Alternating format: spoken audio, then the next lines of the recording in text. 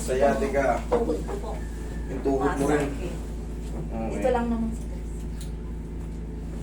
Frozen shoulder, sciatica, tsaka tuhod. Tingnan natin kung frozen. Check natin. Oh, yun. Okay, hindi pa siya sobrang frozen pero shoulder ano na yan. Kumbaga mild frozen. Yan kasi kailangan naangat. Pero ito, oh, masakit siya. Tama. Isa to. Tapos yung tuhod nyo, consistent ba siyang masakit? Okay, positive din. Sa balakang, Dito po. madalas din siyang alay? O masakit talaga? Pag nag-work ako, nawawala. Pero pag Buti pa lagi kayo mag-work. pag naka-relax siya, Doon mas lalo masakit. na pag sa umaga, Sige. O, nagigets ko na. Okay.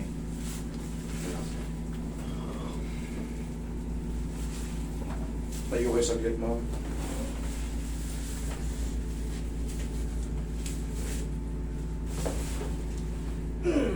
Sabog. Okay, ulit kayo. Okay ka na ha? Okay ha?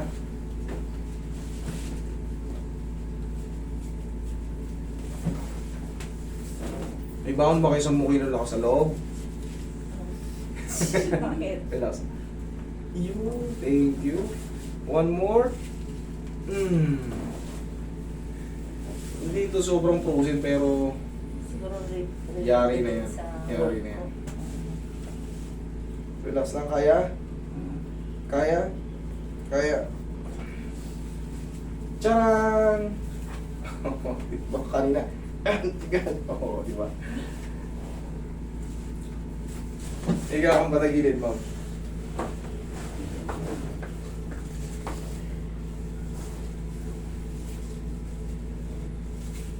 Relax na. Kabilang side. Sa balakang nyo, bunga lang ng ano yan, bunga lang ng kapaguran sa maghapon. Medyo umiidad-idad na tayo kasi base sa'yo, pag kumikilos ka, magtatrabaho ka, wala. Pero kung magpapahinga ka na, yan na. Siyempre, bago kayo, kunyari, pag magpapahinga na kayo, haplusan nyo lang. Tapos, konting squeeze lang. Okay? Sige. Hindi naman yan sa'yo severe eh. Konting, ganun lang yun. Dapa, kahuli na natin yung tuhod mo. Dapa. Kahuli na yung tuhod mo. Pag nakahiga ka na ng patihaya.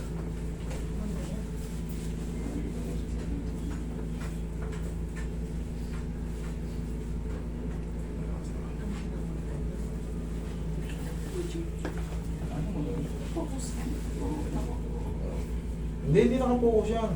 Hindi ka kitang-kita dyan. Kitang-kitang-kita.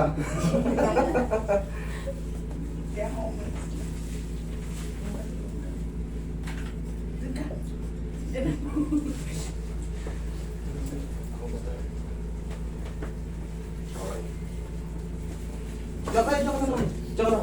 Marami pa tayong gagawin. Tara.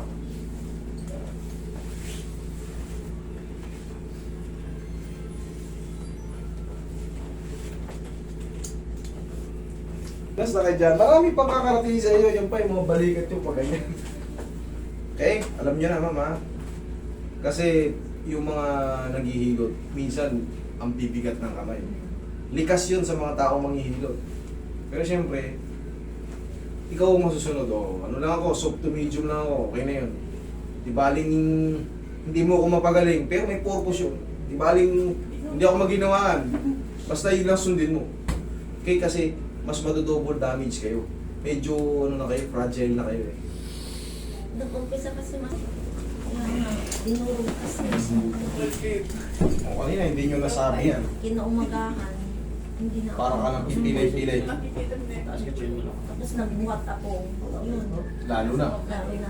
Alam nyo, ma'am, hindi ko naman sinasabing hindi sila marunong. Pero likas sa mga manghihilot na mabigat ang kamay. Pero depende rin yan sa ina-apply ang tao. Kailangan kaya mong estimatein kung hanggang saan yung toleration, yung pain toleration mo.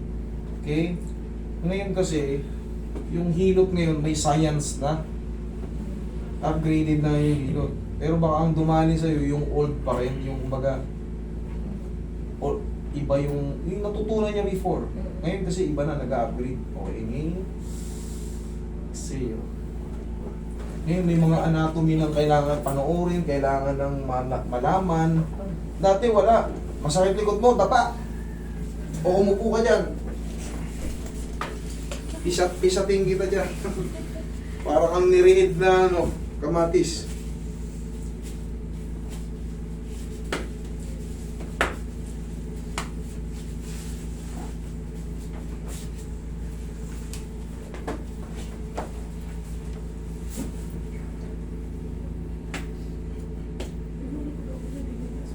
Kasi nakakaramdam ko ako ng cramps.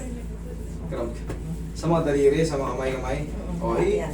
pag ano, yan. Ako medyo... Kala ko kanina parang ganun to. Paano pala? Matigas pala. Naku po.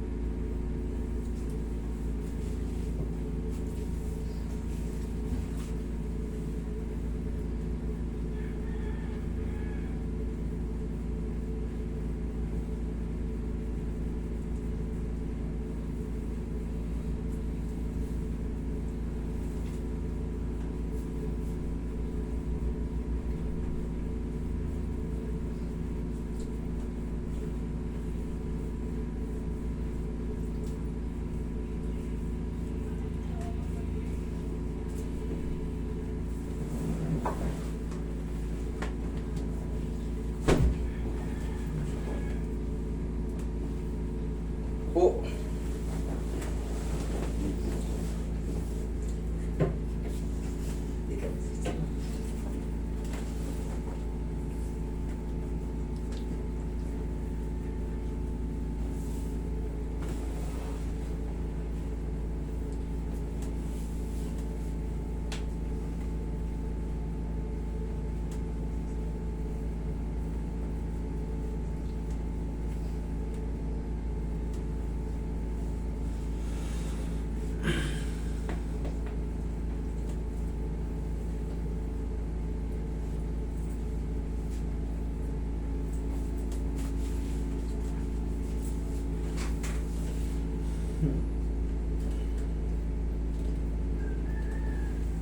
Oh, perfect na to.